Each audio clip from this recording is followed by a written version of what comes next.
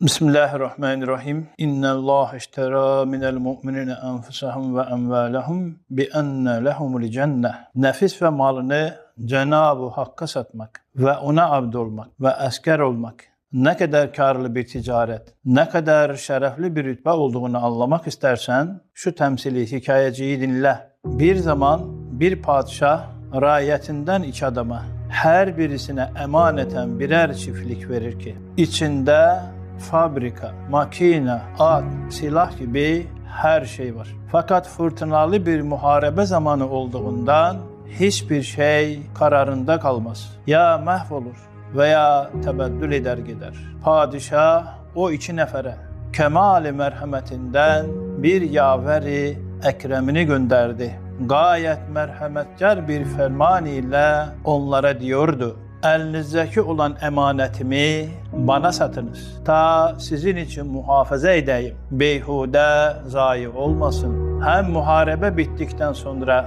size daha güzel bir surette iade edeceğim.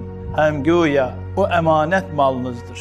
Pek büyük bir fiyat size vereceğim. Hem o makine ve fabrikadaki aletler benim namımla ve benim tezgahımda işlettirilecek. Hem fiyatı hem ücretleri birden 1000'e yükselecek. Bütün o karı size vereceğim. Hem de siz aciz ve fakirsiniz. O koca işlerin mesarifatını tedarik edemezsiniz. Bütün masarifatı ve levazımatı ben derut ederim. Bütün varidatı ve menfaatı size vereceğim. Hem de terhisat zamanına kadar elinizde bırakacağım.